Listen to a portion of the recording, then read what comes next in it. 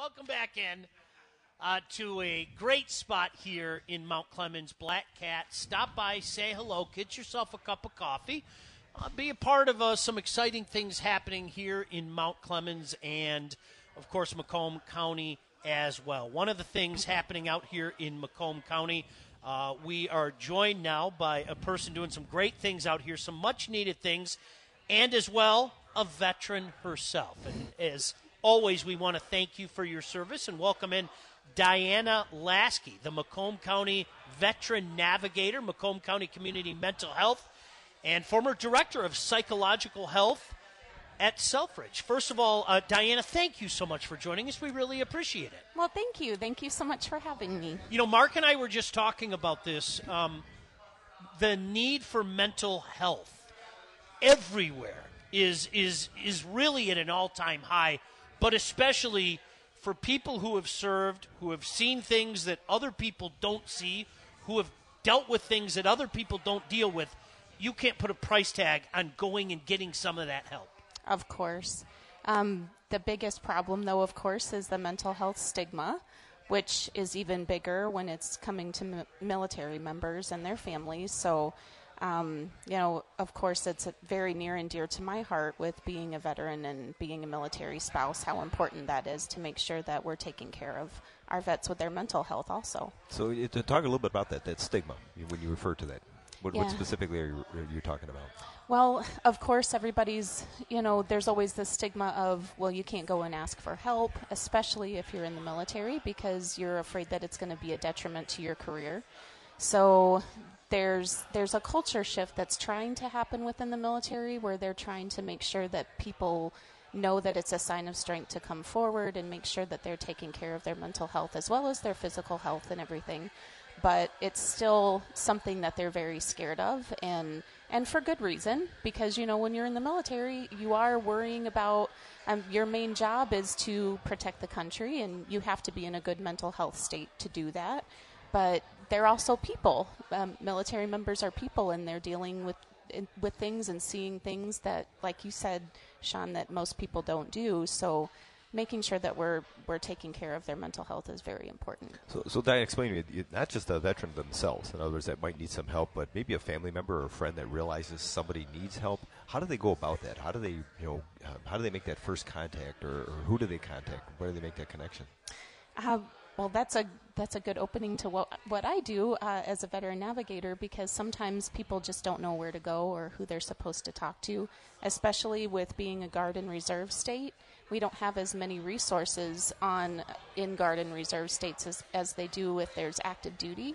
So we're a good starting point. If they need to talk to anybody or if they need help with their family members or anything, we can help connect them with that. And how do they do that? What's the first step in that process? Is there a phone number? Is there?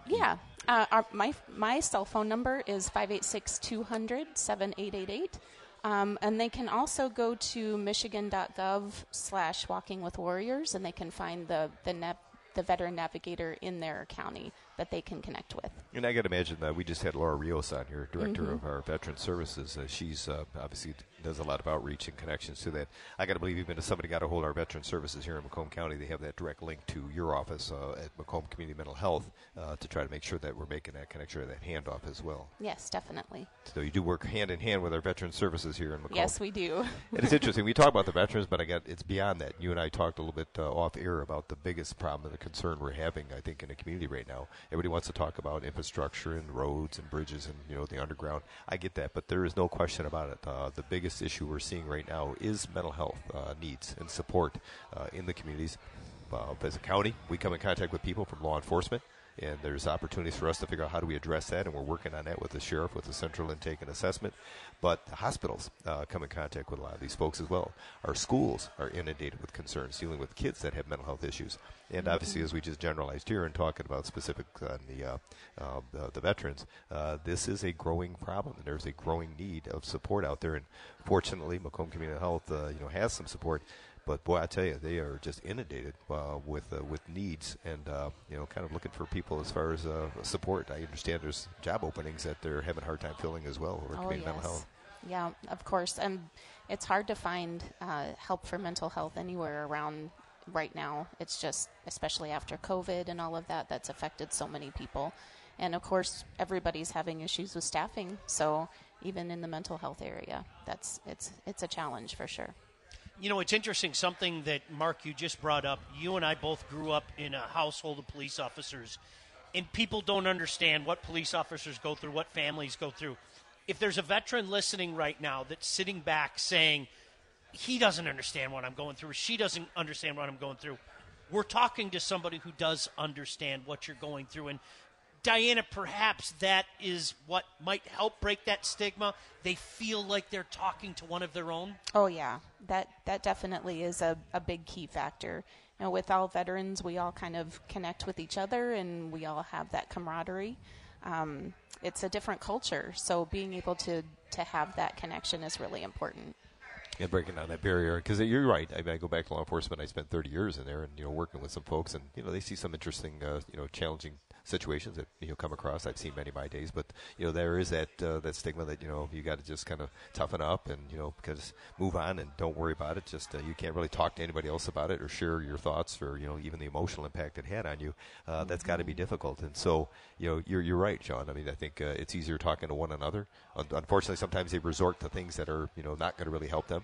Whether it's alcohol or sometimes other bad behavior issues. But with that being said, there is help out there. There is support out there, and we're fortunate here in Macomb County that we have community mental health and the outreach organization, with Diane kind of leading that and opening or breaking down those barriers. And so we're very thankful that that's happening here in Macomb County. We just want to make sure veterans know that and are willing to say, hey, I need help, and I want to accept that opportunity to get that help. Exactly.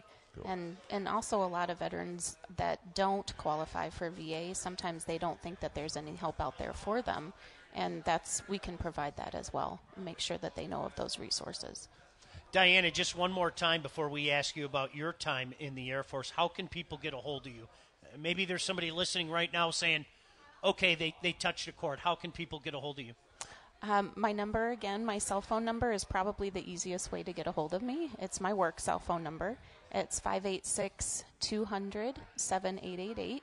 And then they can go to Macomb County Community Mental Health. There's a button on there for Veteran Navigator. They can press on that as well, and they can find us. Yeah, make that call. Do what you need to do. There's no harm in that. You, of course, are an Air Force veteran. Tell us about your time in the United States Air Force. I joined right out of high school, like a lot of other people do. Wasn't really sure what I wanted to do with my life, and I wanted to travel and serve my country, maybe get some education. So I went in. I said, I don't care what it is, just the first job that you give me.